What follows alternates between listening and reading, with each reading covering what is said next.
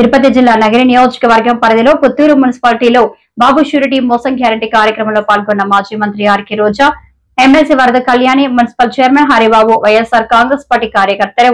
మాజీ మంత్రి ఆర్కే రోజా మాట్లాడుతూ, ఇటు మున్సిపాలిటీలో వార్డ్స్ లో అలా విలేజ్ లో పంచాయతీల వైజ్ గా వెళ్లి వాళ్ళు ఎన్నికల ముందు ఏం చెప్పారు, ఎన్నికలైన తర్వాత ఏమైనా చేశారా లేదా మోసం చేశారా అనేది వాళ్ళందరికీ కూడా తెలియజేసి చైతన్యపరచాల్సిన బాధ్యత ఉంది. ఎందుకంటే మనం అనుకున్నాం జగనన్న ప్రతి ఇంటిలో ఎంతమంది పేదవాళ్ళు, ఎంతమంది వెల్ఫేర్ స్కీమ్స్ కి అర్హులున్నారో కులం మతం పార్టీ చూడకుండా అందరికీ చేశాం కాబట్టి అందరూ మనకు ఓటేసేస్తారు అనుకున్నాం. కానీ చంద్రబాబు నాయుడు జగన్ ఇచ్చేటు అన్ని ఇస్తూ మళ్ళీ అమ్మఒడి ఒకరుంటే 15,000, ఇద్దరుంటే 30,000, ముగ్గురుంటే 45,000 ఇస్తామని అబద్ధపు వాగ్దానం చేశాడు. ఇంట్లో 18 సంవత్సరాలు దాటిన మహిళ ఎంతమంది ఉంటే అంతమందికి మళ్ళీ డబ్బులు ఇస్తారు 1,500 చెప్పడం జరిగింది. అలాగే రైతు భరోసా 20,000 అన్నదాత సుఖీభవ అన్న పేరుతో ఇస్తానని చెప్పడం జరిగింది. ఇలా ఎన్నో 143 వాగ్దానాలని మేనిఫెస్టోలో పొందుపరచడం జరిగింది. సూపర్ 6 లో అయితే ఆడవాళ్ళకి మరి రాష్ట్రం అంతా ఆనందంగా ఫ్రీగా తిరగచ్చు అని ఈ పెద్ద మనిషే పబ్లిక్ మీటింగ్ లో పబ్లిక్ గా అబద్ధం చెప్పాడు. ఈ రోజు ఏమంటారు, భయం వేస్తుంది, ఎలా చేయాలో తెలియటం లేదు, ఖజానాలో డబ్బు లేదు అంటాడు. నేను ఒకటే అడుగుతున్నాను చంద్రబాబు నాయుడు గారిని, నువ్వు దిగిపోయే రోజు 100 కోట్లే ఉంది ఖజానాలో. జగన్మోహన్ రెడ్డి గారు ఏ రోజు ఖజానాలో డబ్బు లేదు, నాకు భయం వేస్తుంది, నాకు వణుకొస్తుంది, నేను చేయలేను అన్న మాట మాట్లాడలేదు.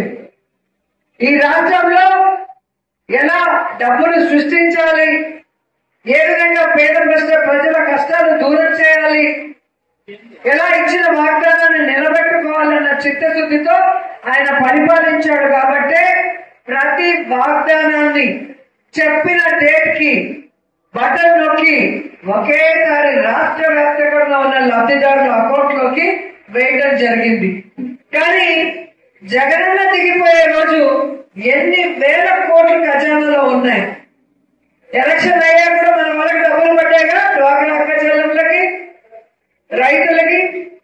మరి జగనన్న అన్ని వేల కోట్లు పెట్టిన తర్వాత ఎందుకు మీరు బీదడుపులు ఏడుస్తున్నారు అనేది ఫస్ట్.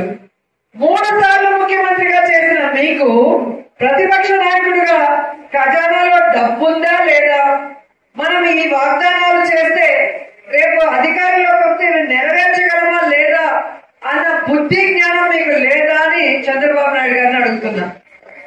ఎందుకంటే వారు మేనిఫెస్టోని రిలీజ్ చేసే రోజు బీజేపీ నాయకులు ఇలా తోసేశారు. మీరు టీవీలో చూస్తుంటారు.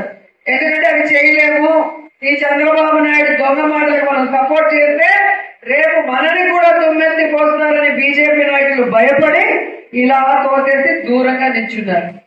ఇక బుర్రలేని పవన్ కళ్యాణ్ పాపం చంద్రబాబు నాయుడు ఏం చెప్తే అది నిజమని నమ్ముతాడు.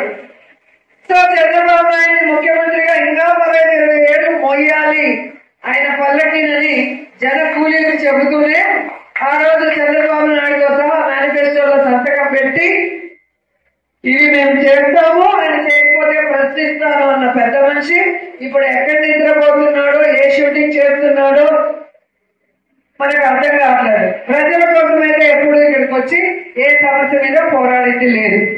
అంత రిలాక్స్ గా ఉన్న డిప్యూటీ సీఎం ని ఏ రాష్ట్రంలో కూడా మనం చూసుండలేము.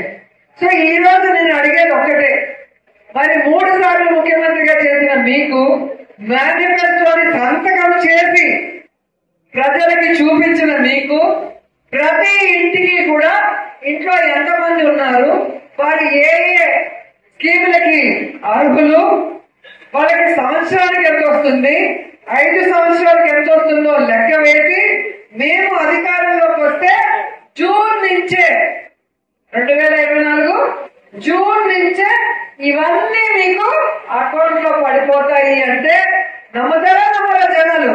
ఎందుకంటే ఆల్రెడీ జగనన్న బటన్ నొక్కితే అన్ని వస్తున్నాయి. సో అలాగే అనుకున్నారు. ఏమైంది? జూన్ టు జూన్ క్యాలెండర్ లో సంవత్సరం మారింది, నెలలు మారాయి. కానీ చంద్రబాబు నాయుడు బాండ్ లో చెప్పిన ఏమీ కూడా నెరవేర్చలేదు. దీని మీద జగన్మోహన్ రెడ్డి గారు రీకాలింగ్ చంద్రబాబు నాయుడు మేనిఫెస్టో. ఎందుకంటే గతంలో అధికారంలోకి వచ్చాక చంద్రబాబు నాయుడు వాళ్ళ వెబ్సైట్ లోనే మేనిఫెస్టో తీసేసిన ఘనుడు. ఎందుకంటే మేనిఫెస్టో అంటే ప్రజలు చూస్తే గుర్తిస్తారు, మనం జిల్లాలకు వెళ్ళినప్పుడు మనల్ని ప్రశ్నిస్తారని వాళ్ళు మేనిఫెస్టో తీసిన ఘనులు. కాబట్టి వాళ్ళకి మేనిఫెస్టోని గుర్తు చేయాలని ఈ కార్యక్రమం పెట్టారు. ఎందుకంటే మీ అందరికీ తెలుసు, జగనన్న ముఖ్యమంత్రిగా ఉన్నప్పుడు జగనన్న ఆఫీస్ నుంచి కింద స్థాయి విలేజ్ ఆఫీస్ వరకు సెక్రటరీ వరకు అందరికీ మేనిఫెస్టో ఇవ్వడం జరిగింది మన పార్టీని. దాంట్లో మనం ఏమేమి వాగ్దానాలు చేశామో అవన్నీ ప్రజలకి అందుబాటులోకి వచ్చాయా లేదా అని అందరూ కూడా చేసే విధంగా వాళ్ళని పరుగులు తీయించడమే కాకుండా ప్రజాప్రతినిధుల్ని ప్రతి ఇంటికి గడప గడపకు వెళ్లి మనం చెప్పినవి అందాయా లేదా, ఎక్కడైనా ఆఫీషియల్స్ ఎక్కడైనా కొల్యూడయ్యి నాయకులతో ఎవరికైనా రాకుండా చేశారా తెలుసుకొని వాళ్లకు చెయ్యండి ఇందులో చెప్పాడు. ఆ విధంగా మనం పనిచేద్దాం. సో అదే విధంగా చంద్రబాబు నాయుడు చెయ్యలేదు కాబట్టి ఆయన మేనిఫెస్టో ఏంటి గుర్తు చేయాలని ఈ కార్యక్రమాన్ని విజయవాడలో మీటింగ్ పెట్టి అనౌన్స్ చేస్తే ప్రతిదీ కాపీ పేస్ట్, కాపీ క్యాట్ అంటారు చూస్తారా. సో జగన్ గారు ఏం చేస్తే దాన్ని కాపీ కొట్టడం తప్ప పని చేయడు చంద్రబాబు నాయుడు. అలాగే ఇది కూడా మనం రీకాలింగ్ చంద్రబాబు నాయుడు పెట్టాము. ఎందుకంటే ఆయన చెప్పింది చేయలేదని. వెంటనే సుపరిపాలన తొలి అడుగు అంటూ వాళ్ళ మనుషుల్ని పంపించారు. నిజంగా మనం చేసినట్టు ప్రతి ఇంటికి వెళ్లి